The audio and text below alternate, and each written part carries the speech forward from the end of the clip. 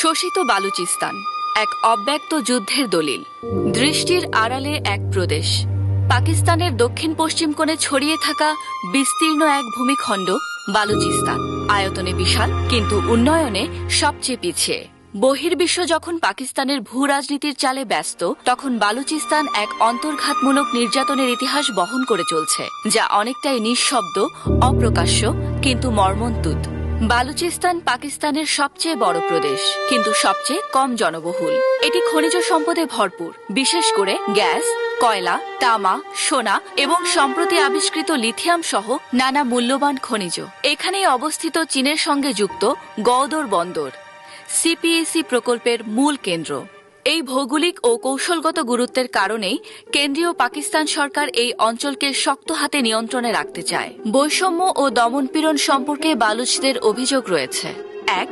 অর্থনৈতিক বঞ্চনা। বালুচিস্তান দেশের প্রাকৃতিক সম্পদের অন্যতম যোগানদাতা হলেও প্রদেশটি সবচেয়ে অবহেলিত। গ্যাস উৎপাদন করেও বহু অঞ্চলে নিজেরাই গ্যাসের সুবিধা পায় না।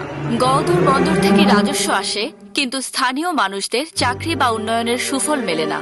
বালুচ রাজনীতিক ও দলগুলোর উপর নজরদারি ও নিপীড়ন চালানো হয়।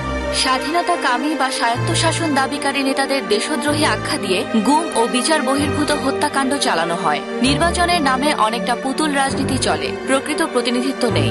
সেনাবাহিনী ও আধা সামরিক বাহিনী বালুচিস্তানে নিয়মিত অভিযান চালায়। একে বলা হয় কিল অ্যান্ড ডাম্প পলিসি, অর্থাৎ সন্দেহভাজনদের তুলে নিয়ে হত্যা করে মৃতদেহ ফেলে রাখা। বহু শিক্ষার্থী, অ্যাক্টিভিস্ট, সাংবাদিক গুম হয়ে যায়। অনেকেরই আর হদিস মেলে না। বালুচ ভাষা ও সংস্কৃতি প্রান্তিক করে রাখা হয়েছে। জাতীয় পরিচয়ের নামে পাঞ্জাবি আধিপত্য চাপিয়ে দেওয়া হয়েছে। স্থানীয় মিডিয়া দমন করা হয়। আন্তর্জাতিক সাংবাদিকদের প্রবেশ নিষিদ্ধ। আমাদের ভূমি খনিজে পূর্ণ, কিন্তু শিশুরা ক্ষুধার্ত, বলেছিলেন একজন বালুচ অধিকার কর্মী। বালুচিস্তান পাকিস্তানের সবচেয়ে বড় প্রদেশ। বিদ্যুৎ আসে ঘন্টায় একবার। জলবাহিত রোগে মৃত্যু প্রায় নিয়মিত। আর এই বৈপরীত্য থেকেই মূল সমস্যার শুরু। রাষ্ট্রের চোখে বিপজ্জনক জাতি। পাকিস্তানের রাষ্ট্রযন্ত্র বালুচদের দেখেছে সন্দেহের চোখে। স্বাধীনতাকামী আন্দোলন গড়ে ওঠার সঙ্গে সঙ্গে শুরু হয়েছে দমন নীতি। ২০০০ সালের পর থেকে গুম একটি নিয়মিত কৌশলে পরিণত হয়েছে। বিশ্ববিদ্যালয় পড়ুয়া ছাত্র থেকে শুরু করে শিক্ষক, কবি, সাংবাদিক তাদের ঘর থেকে তুলে নিয়ে যাওয়া হয়। পরে কখনো মৃতদেহ মেলে, কখনো আর খোঁজ পাওয়া যায় না। মানবাধিকার সংস্থা হিউম্যান রাইটস ওয়াচ এবং অ্যামনেস্টি ইন্টারন্যাশনাল ধারাবাহিকভাবে এ বিষয়ে প্রতিবেদন প্রকাশ করেছে, কিন্তু আন্তর্জাতিক কূটনীতি এসব প্রশ্নকে আড়ালে রেখে দিয়েছে।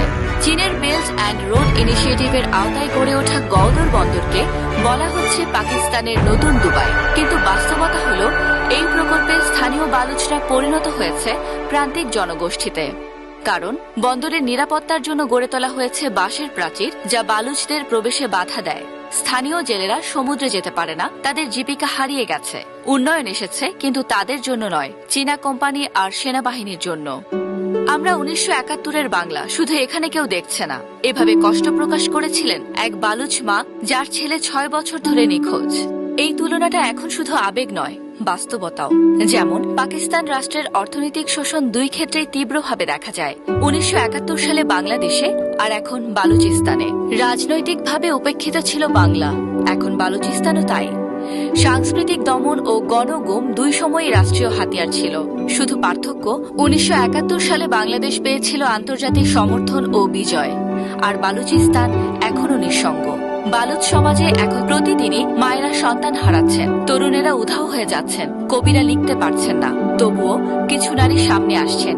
Baloch missing persons movement, VBMP, কিংবা ছোট ছোট প্রতিবাদ সমাবেশ করছে তারা। বালুচিস্তান যেন একটা বন্ধ দরজার পেছনের গল্প, যেখানে আলো ঢোকে না, সাংবাদিক ঢুকতে পারে না, আর মানবতা হোঁচট খায়। একদিন হয়তো কেউ এই ইতিহাস খুলে বলবে, হয়তো কোনো সাহসী কলম লিখবে, কোনো ক্যামেরা ধারণ করবে এক মায়ের মুখ যিনি ছেলেকে ফিরে চেয়ে কাঁদছেন। ততদিন বালুচিস্তান একটা অদৃশ্য যুদ্ধের নাম, যেটা চোখের সামনে হয়েও চোখে পড়ে না।